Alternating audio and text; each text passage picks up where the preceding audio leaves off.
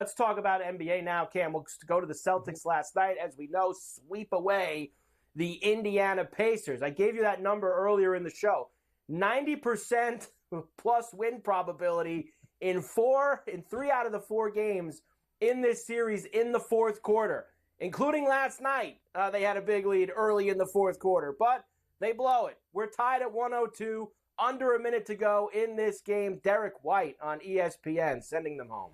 Brown on the drive, pulls back, lost the ball, got it back, kicks it out. White, corner three, bang!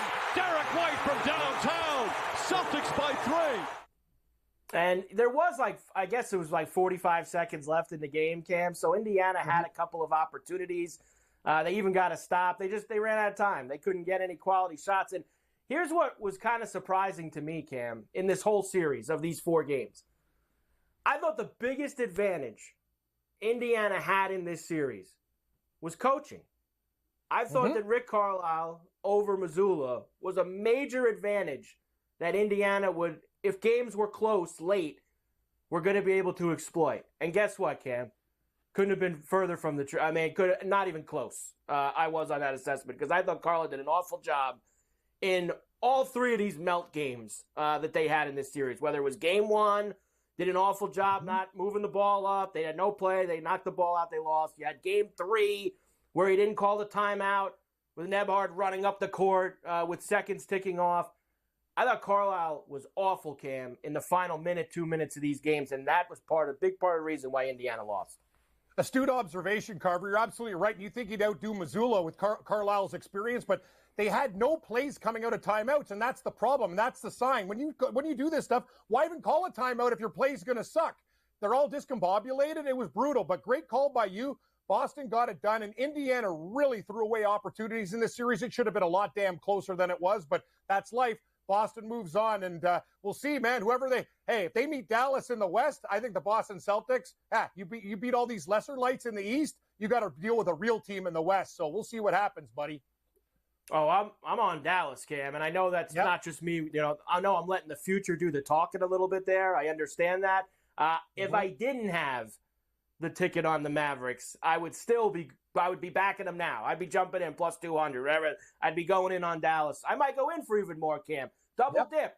Take another trip to the window on the Mavericks, because I do think that they're going to beat the Celtics if that ends up being the matchup. Jaylen Brown was the MVP of the East Finals. He had 29 points in the closeout game last night. Of course, there was a lot of talk about him the last few days, not being named to any of the All-NBA teams.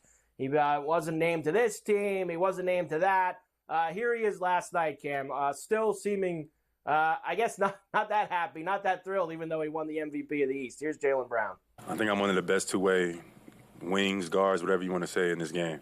I thought this year I've taken a level and I've increased it. I took the matchup. I picked up guys full court. I chased guys off screens. I battled with bigs, and I felt like I should have been all defensive.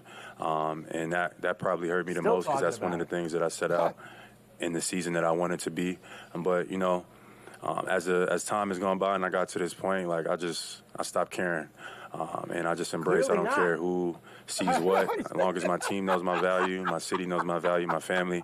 That's all I really care about. But I like to set my hat on just being a versatile two-way wing, and can do both at any point in time. And the last kind of 4 minutes of this game, you saw that.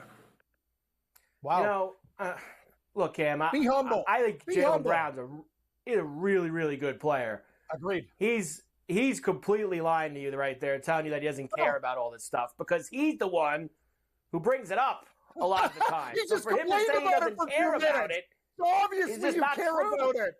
No, you're right. But the thing is, and I don't blame him. You know what, Cam? He should care about it. That's fine. Yeah. If that's what's fueling the fire and is going to help him lead the Celtics to a championship, by all means, go ahead and do it.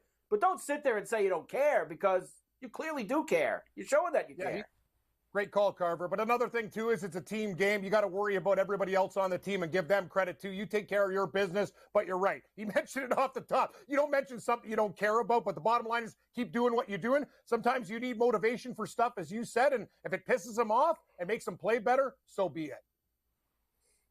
Let's hear next from Jayson Tatum. Of course, the Celtics, Cam, will be taking this group, we should say, will be taking their second trip to the NBA Finals. They lost to the Warriors a few years back. Tatum never taking this stuff for granted, loves that they're back with a chance to win a title. Obviously, going back to the finals, special accomplishment for you guys. Is there a difference? Is it kind of like the same type of emotions? What's that like for you? It's special, right? Even though we've been there before, most of us have. You don't take it for granted, right? We were excited. It's a hell of a team we just played. They made us earn every single game, and we're extremely grateful to move on to the finals.